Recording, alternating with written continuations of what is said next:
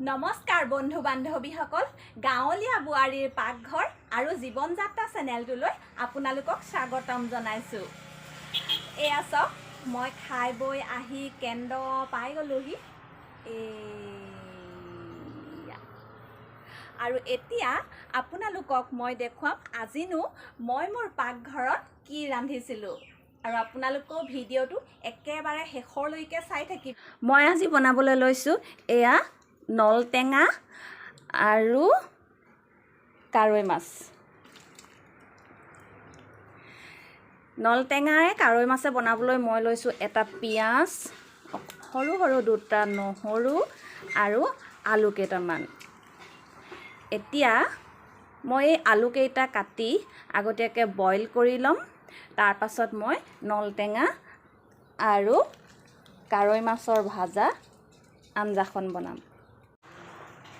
মাছ আৰু নলটেঙা বনাবলৈ মই এই আলুখিনি পিটিকি লৈছোঁ, পিঁয়াজ কাটি লৈছোঁ, লগতে আছে নহৰু অকণমান আৰু মাছত মই হালধি নিমখ অলপমান সানি পেলাই এইখিনি আগতীয়াকৈ ভাজি ল'ম।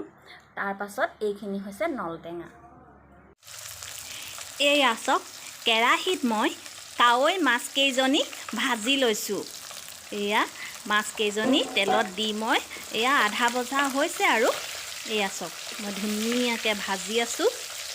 এতিয়া কি কৰিম, ভাজি শেষ হ'লে এই মাছকেইজনী মই এজনী এজনীকৈ কাঢ়ি ল'ম তেলৰ পৰা।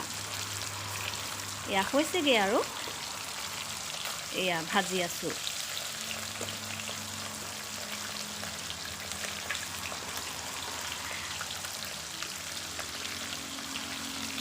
এয়া ধুনীয়াকৈ মই এজনী এজনীকৈ কাঢ়ি ল'ম। এতিয়া মাছখিনি তেলৰ পৰা মই মাছখিনি কাঢ়ি ল'ম। এয়া চাওক, মই কেৰাহীৰ ওপৰত তেল অলপ দি তাৰ ওপৰত তেলখিনি পকাৰ পাছত পিঁয়াজ অলপ দি এয়া ধুনীয়াকৈ মই লৰাই লৰাই ভাজি লৈছোঁ।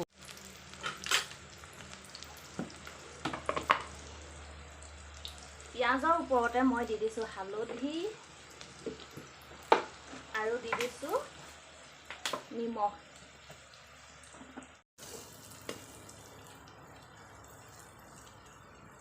পিঁয়াজখিনি মোৰ ভজা হৈ গৈছে। ইয়াৰ ওপৰতে দি দিছোঁ নহৰুকণ। এই নহৰুকণ অলপ লৰাইছোঁ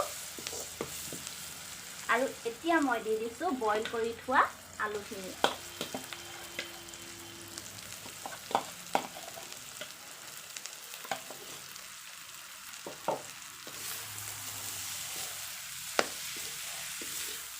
এইখিনি মই ভালদৰে এতিয়া লৰাই দিওঁ।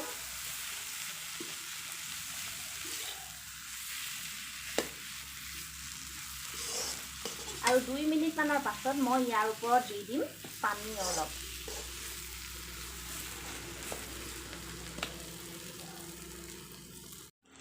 মোৰ আলু ভাজাটো হৈ গৈছে। এতিয়া মই ইয়াত দি দিছোঁ পানী।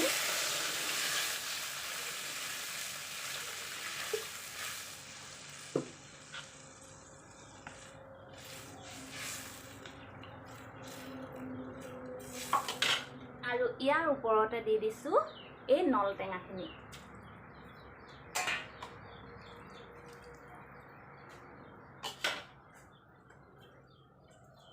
আৰু ইয়াৰ ওপৰতে মই দি দিম মাছ।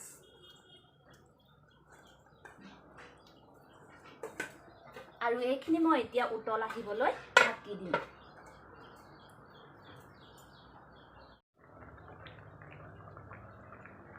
এয়া চাওক, মোৰ নলটেঙা আৰু কাৱৈ মাছৰ জোলৰ আঞ্জাখন হৈ গৈছে। চাওক, নলটেঙা আৰু কাৱৈ মাছৰ জোল, ভাত, ভেন্দি ভাজি, ৰাতিপুৱাৰ আঞ্জাখন মই তৈয়াৰ কৰিলোঁ এনেদৰে।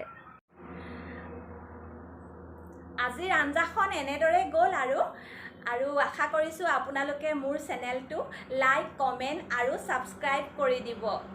ধন্যবাদ।